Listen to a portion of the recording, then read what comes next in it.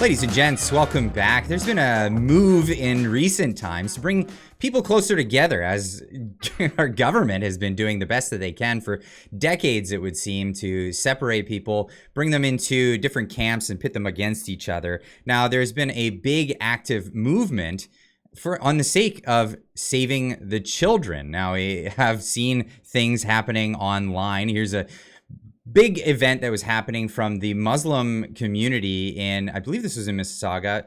This was one of the ones that was taking place at the time. But here's a clip from that here. Don't like them.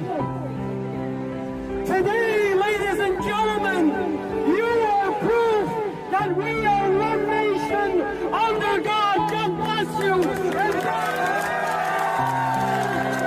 I honestly thought that this was so inspiring that I reached out to the man in this video and I said, you have to come on the show and explain everything that's going on here in this video. So without further ado, here is Kamel El-Cheikh. I hope I pronounced that correctly. Hi, Clyde. How you doing today? Thank you so much for joining me on this. I was really blown away by the amount of people from different communities, different walks of life coming together for this one cause, and that's save the children. There's been a lot of push from different camps in this cause, and to see the Muslims coming out in the Muslim community and coming together with Christians and coming out together with people, not religious people, secular people, all coming together under one blanket, saving the children from indoctrination, was so amazing. Now, you've been organizing a bunch of these events for some time. Tell us a bit about yourself and this movement.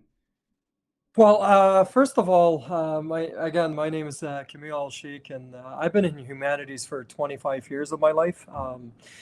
Did a lot of things in terms of protests and stuff like that. But this particular one is by the way, that's happened in Ottawa at the Education Board. Oh, that was the Ottawa one? Okay. Yeah, okay. But there's a Mississauga one. You're right. They're affiliated with us, and there's one in Calgary and in Toronto and Montreal. So it's very easy to get confused. That was the third of 9 protests in Ottawa, by the way. Right. And that was all of which the media seems to be ignoring quite a lot. Exactly. So it's very hard for somebody like you who's got inspired by that video. What's going on here? What's going on there? The media is not doing their job, unfortunately, in articulating what's happening on the ground, because a lot of it is historic. So what's happened is that was protest number 2 of 9 in 3 weeks. Now there's a third one. There's a 10th one in about 2 or 3 days. Oh, wow. For a by-election. But the first one, Billboard Chris and Josh Alexander, Save Canada, were part of it. And they asked the Muslim community to come out. And we're like, you know what? We're coming and we're going to join you. And we're going to be Canadians under God type thing. So it was a massive protest on Carligan Broadview. And there was counter-protesters. And there was a little bit of violence from the woke end. One girl was punched by a drag queen, and an old man at 7 years old was also punched by a drag queen. So there's a little bit of violence, but in the end, it was peaceful.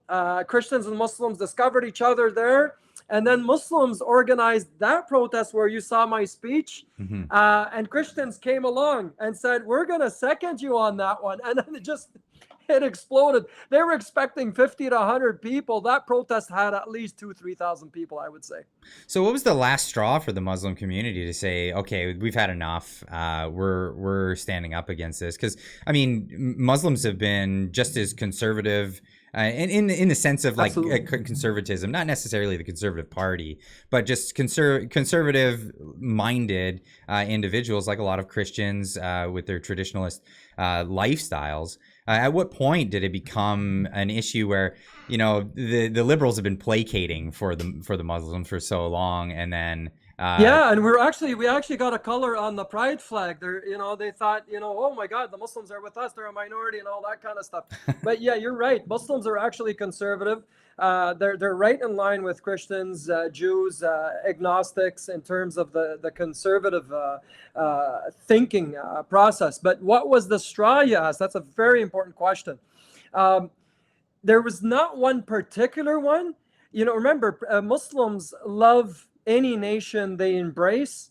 And they also say, because you pray 5 times a day, you fast Ramadan, you need to be patient with fellow Canadians of other faiths and creeds. So Muslims exercise patience and respect, but it got to a point where, wait a sec here, I got Christians and Muslim and Hindu friends growing up, and my Christian friend, best friend, used to eat pepperoni pizza in front of me, but he didn't compel me to eat his pepperoni pizza to be my friend. We're brothers for 35 years, right? So that's what the Canadian melting pot is. I'm a Muslim.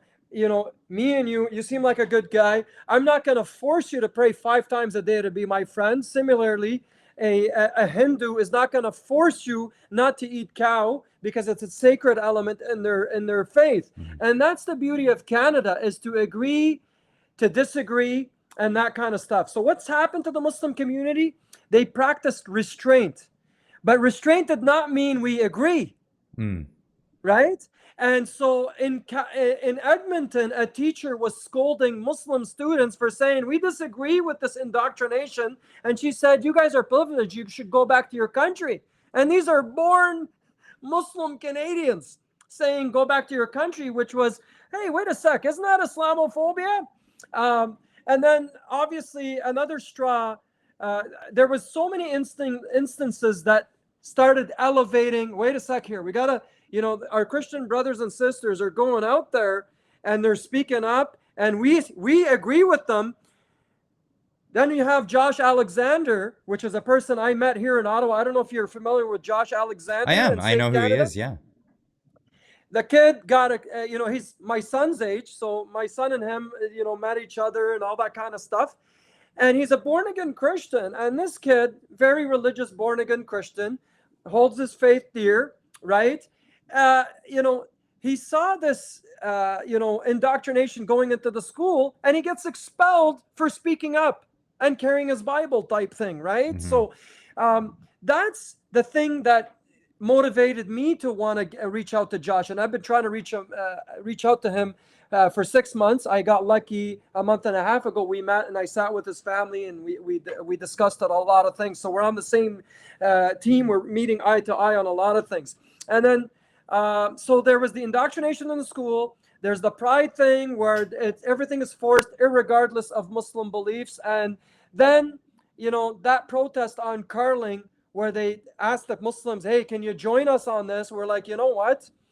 This is getting out of hand and we need to speak up. And that's what happened. This is the moment. This is the moment that changed everything. Yeah. Now, it's interesting because I grew up in Windsor, Ontario. And as a kid, I had many Muslim friends. I had friends that were of all different faiths, religions. So you're freezing up there, Clyde. Am I freezing up on my end? Yeah, you're good now. Okay, okay. So I grew up in a town where it was a melting pot. Windsor, Ontario. Many of the kids that I grew up with had different races, religions, creeds, colors. It didn't matter to us growing up. In fact, most of the kids, when I found out that their religion was different, it was just more of a point of curiosity. Oh, wow. Okay. People live different lives. They have different celebrations, different things that they do. It was never seen as a point of fear or hatred or anything like that. Most people have probably, where they grew up in a situation like I did, felt that none of this was ever an issue until they brought it up in September 11th. The September 11th thing happened, and then that drew through a big wedge right in the middle of communities, friendships, people all over the place. Yeah, and you know what? I'm glad you pointed that out, because they'll do the same thing with the white race by saying Nazism or radical right-wing snipers. They like their guns. They want to shoot everybody up, and whites and shooting up schools. And so they're doing the same thing with the Muslim card. Oh, Muslims want to blow people up, and that kind of stuff. So everybody's kind of put in their paradigm respective boxes based on the color of their skin and the ideology they adhere to. Mm-hmm. And as long as that rhetoric is elevated a bit, you could separate people, and then there's like that stigma not to communicate with each other. But naturally, human beings don't want to be rude to each other, so they don't discuss. But you know what? Let's have that dialogue. Let's talk. It's going to make people very comfortable when, a white Canadian like yourself and a Mediterranean Canadian like myself. I'm not white or black. We're Mediterranean. So Mediterranean is the olive skin. So, what am I? So I don't fit in that box or that box. I fit in the Muslim radical extreme Sharia law. We want to change everything box, right? And that's the rhetoric they engage in. So it's based on so it's very interesting because a lot of people who watch this channel, they realize after the Freedom Convoy, when that took off, the rhetoric that was given to them from the news media, from the government, versus what was actually happening on the ground, people started to wake up and say, holy cow, this is all a lie. This isn't true. The people that we were being told we're not supposed to like, we're not. And it's actually started to bring people together again. Now, yes. Throughout history, even in the most contentious areas in the world, you're from Lebanon. For hundreds and hundreds of years, Muslims and Christians have been able to live peacefully together, and Jews and other people of different religions. Same thing, yeah. Absolutely peaceful for so long until some conflict happens, and then it ends up becoming a political thing at the end of the day. Well, I mean, think about it. The corporations have a vested interest in that. Politicians have a vested interest in that, and politicians. If you're liberal, you want the Muslim vote, you want the gay vote, whatever. If you're conservative, you want the white vote, but you take the white vote for granted, right? And so you have those respective boxes, and then they just fight at each other. And whichever prime minister pisses you off the most, well, the red will get it this time. Stephen Harper, he made conservative Canadians very angry because he also engaged in that kind of stuff. And he was a former member of the World Economic Forum as well, right? So that upset conservative Canadians to bring Trudeau into power. Remember, in 2015, he got a majority government. Mm-hmm. But again, he's engaging in dictatorships as well, right? Whereas people don't remember Stephen Harper prorogued Parliament at least 4 times. So, I don't want to talk too much politics. For me, it's more as people, why are we being fooled constantly into being in those respective boxes? Now, obviously, as Muslims, we are conservative in our values. We'd love to have, the Conservative Party, represent everybody. We'd love to have a certain party represent everybody, and that's the party we'd like to vote for. We want to vote for Canada. We don't care for the color of the party. We want Canada, hands off the kids. Let parents have their consent. Let's carry the Canadian flag. Let's sing the national anthem. We know Terry Fox is a monumental figure for us. Let's celebrate Terry Fox. Let's celebrate Gabrielle Roy and Emily Stowe, who got the women's vote in the 1950s after a women's suffrage movement. Mm-hmm. Let's celebrate the things that bring us together. Let's celebrate our maple syrup and our moose and our natural habitats. We got beautiful forests, and Canada is a beautiful country. There's a lot of things we can celebrate instead of looking at the things that might instill some kind of a division as the politicians and corporations like to play, right?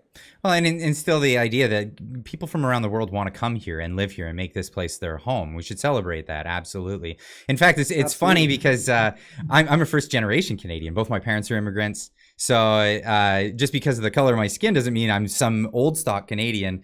That's the way of Canada. So many people have... Yeah, my parents are immigrants too, and I was supposed to be born here, but my dad missed a couple of years because he liked his job in Lebanon. So fair enough. I came here when I was 7 years old. So I'm 43. I pretty much lived the majority of my life here. So I'm pretty much Ottawa Canadian, So it's definitely a point to celebrate that so many people from around the world have made this their home, and it's proud. It's a thing that I can be proud of. Right now, people are being told, well, some things you are allowed to be proud of, other things you're not allowed to be proud of. One thing I am proud of is being a father, and that's awesome. I'll always put my children above everything else, and this is what really inspired me to get in touch with you and wanted to bring you on the show. Thank you. Because this is what is bringing so many people together. Now you have. Well, I'm a father of 3, right? Oh, congrats. Congrats. I was blessed with 2. So, yeah, oh, amazing. Amazing. I just love my children, and I will do everything for them. Now, this is what's bringing bless your together, hearts. you're calling it the 1 million people march? Yeah, so this is what happened here. There was so many protests in the past month and a half. And I get people telling me, and I'm not an organizer by any means. I just have a lot of experience in politics. Former lobbyist, trained lobbyist 20 years ago, part of an NGO, former vice president of Justice Without Borders. So people just kind of hover around me. And the need to please is there. Obviously, I'm not a pushover, but I want to help people and educate. So somehow I'm put on the forefront of this to lead a lot of these initiatives. And that's a privilege for me. Don't get me wrong. But I won't take credit for the organizers that organized these protests. I didn't organize any one of them. I just, brought people together and I elevated. So if you were a student, like for example, Longfields High School, it was students that walked out on a drag queen gay imam that came in and said it's okay to be Muslim and gay, right? And you could do this and you could do, and started passing fatwas. And so they got upset and they're like, excuse me, you're lying. And they walked out of class. I got the call and I sent a whole bunch of people their way, right? So those protests are happening organically. Now, you do see me on the forefront of them, and I don't mind. It's a privilege for me, but I can't take the credit for all the work that's done behind the scenes. And what's happened is this movement has grown so much that I had to call people and say, can you hold off on your protest? Like, can you wait until September? Oh, okay. So that's a protest. Like, for example, in Toronto, people telling me we're going to bring 10,000 people down. And then protest in Ottawa, in certain parts of Ottawa, well, we have 2,000 people. Can we do a protest? Camille, we'd like you to come to speak. How about we do a 1 million people march from coast to coast? How does that sound? Right. Right? That So I sounds had fantastic. people from Montreal, BC, Dana Metcalf, a good friend of mine now, who did Project Indigo. I don't know if you heard of that. She sent 100 cars to the Premier's house, and the Premier pressed charges on her for sending kids and saying, hands off the kids, right? And now she's planning to take this to court because she's an amazing humanitarian, 25 years doing what I do, right?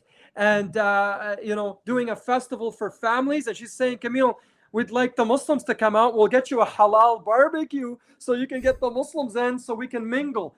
Lovely lady, a nice Canadian hero. And, that's somebody that's also rallying in Newfoundland. We got people in Niagara Falls and stuff like that. So the idea of the 1 million people march, it's a concept that is highly fluid. And we're meeting together and we're bridging all the organizations like yourself as a concerned father. I'm a concerned father. You had a group of 2,000 people. Well, let's do it coast to coast, and let's do a 1 million people march, possibly the 3rd week of September, because I already have dates for the march. The 22nd, Billboard Chris is doing it in Toronto. The 17th, I got people doing it in Mississauga. The 14th, apparently people are doing it in Montreal. So the march has many dates. We're just saying, it's a beautiful problem to have. Now, how do you bridge that together and maybe make it a 1 million people march week, 3rd week of September or something like that? So it's out in the air. You own it yourself. Every Canadian who is a concerned father, who wants hands off the kids, who wants parental consent, who loves Canada, who wants to unite with all Canadians, irregardless of what they believe. That's right. And it's Christians and Muslims coming together for not just September, for a long-lasting, prosperous Canada. And that's what we're looking for. That's it. And this is one step in the right direction towards bringing people together. It's a reunification of people and their communities, what we haven't seen in a long time here in Canada. I really look forward to seeing this. How can people get more information about this, and how can they get in touch with people to further organize?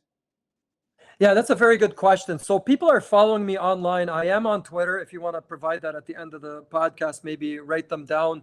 My Twitter feed. Yep. I'm on TikTok. I'm also on Facebook. Now, guess what? On Facebook, I got censored for going to the convoy. They didn't want a Muslim delegation in the convoy. A bunch of people wearing hijab, supporting fellow Canadians and singing "Oh Canada Together." It doesn't fit the CBC or CTV narrative. Yeah, it didn't go. My public page there, Kamel Forum, got censored a bit, but I still have a following there. But Twitter has been exploding. You saw me on Twitter engage. Well, that's how I found have, you. Yes, and well, it's Exactly. called X now. Apparently, this is a new thing. So What is that? a So Twitter's rebranding. called X? Yeah, they I rebranded thought, it. oh, okay. Perfect. And I'm also on TikTok. Kamel Media on TikTok blew up there too. Lots of videos. That video that you saw is a TikTok video.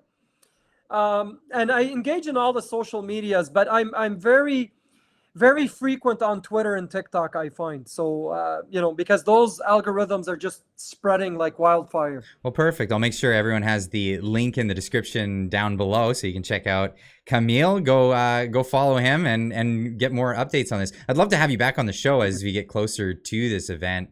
So we Absolutely. can hype it up and get a little bit more attention on it, because this is something that deserves the attention that well, it deserves. That's it. Thank you. And it's a peaceful Canadian movement. We're not looking to oppress anybody. There's a lot of questions from the woke community saying, oh, you guys are taking our rights away. No. You have your rights. You have equal marriage. You're dancing naked in the streets. Wait a sec here. Okay? Mm-hmm. Yeah, you're showing your ornaments in Toronto to 4-year-old kids. I'm sorry. Okay? No, your rights are trumping Yeah. our rights as parents. It's about Our decency. kids at some point are going to have a partner when they grow up. We'll cross that bridge when we get there. But, when you're watching a rated R film, it says viewer discretion is advised. This is rated this.